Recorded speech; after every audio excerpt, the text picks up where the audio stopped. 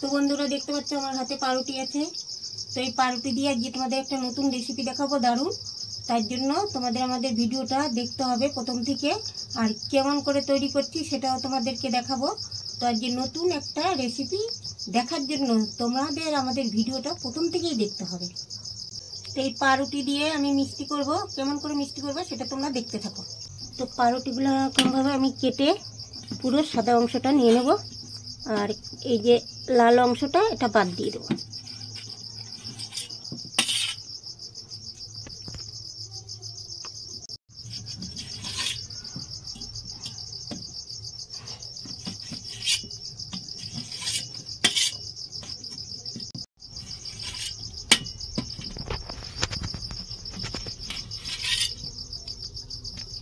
আমার পাউরুটিগুলো কাটা হয়ে গেছে, আমি এই পাউরুটিগুলো এখন ছোট ছোট করে ছিঁড়ে নেব।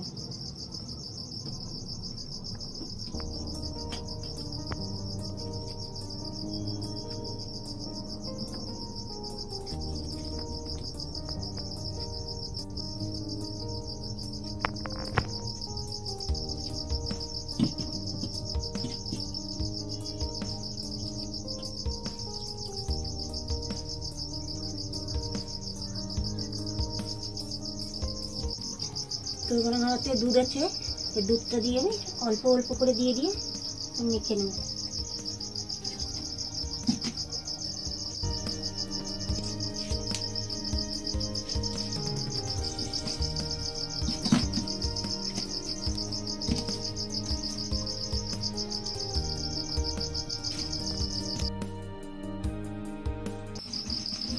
তোমার পাউরুটিটা মাখা হয়ে গেছে, এবার আমি গোল্লা করে নেব।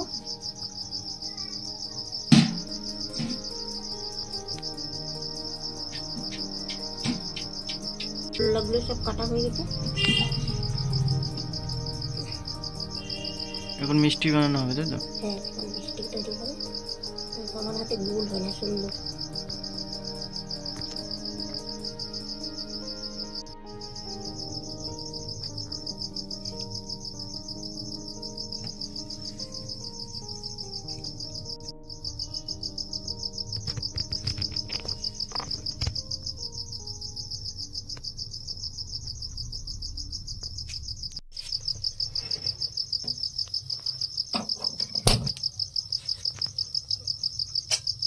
কড়াইটা বসিয়ে দিই।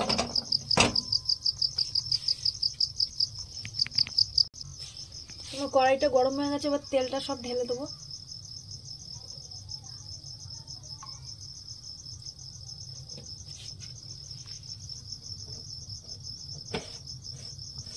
তেলটা গরম হয়ে গেছে, এবার মিষ্টিটা দিয়ে দেবো।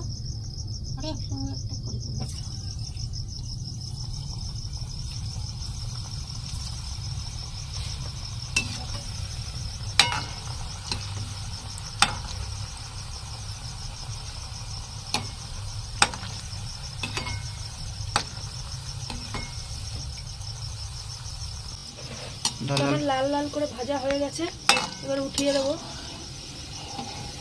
দেখো কি সুন্দর লাল লাল হয়েছে।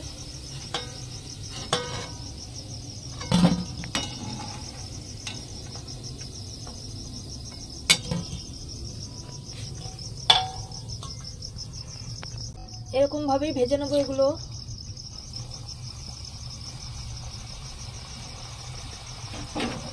দিয়ে দেবো।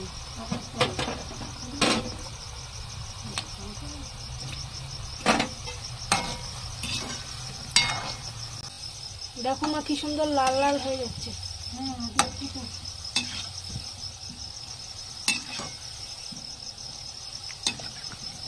আমার ভাজা হয়ে গেছে, এবার তুলে দেবো। দেখে তো মনে হয় এখনই খাই, এমন লাগবে, এত সুন্দর লাগবে। কটা খাবে মা আজকে? দেখি তুমি তৈরি করো, কত সুন্দর লাগবে খেতে, তাই দেখবো। 3-4 গ্যাসটা বন্ধ করে দিই।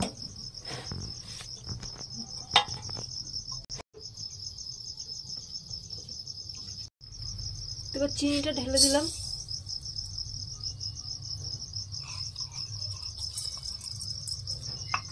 এবার একটু নাড়িয়ে দেবো, নাড়িয়ে তারপরে জল দিয়ে দেবো।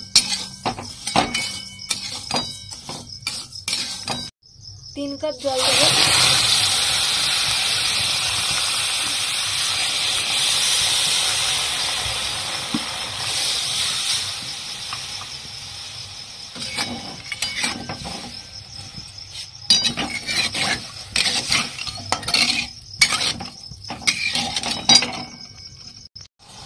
এলাচগুলো দিয়ে দিলাম, এর মধ্যে 3টে এলাচ আছে।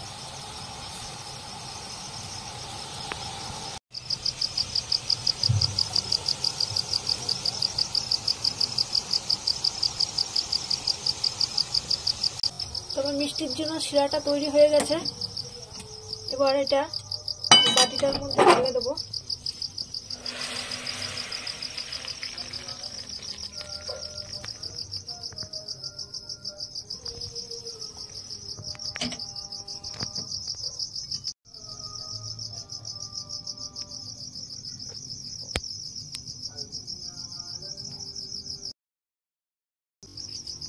বন্ধুরা, আমাদের মিষ্টি বানানো কমপ্লিট হয়ে গেছে। এখন এটা শিরার মধ্যে একটু ভিজবে। কিন্তু দেখতে তো খুব সুন্দর লাগছে, খুব কালারটাও ভালো লাগছে, আর ফুলে ফুলে টুপা টুপা হয়ে উঠছে। খেলে বোঝা যাবে পরে কিরকম হয়েছে। প্রথমবার ট্রাই করলাম।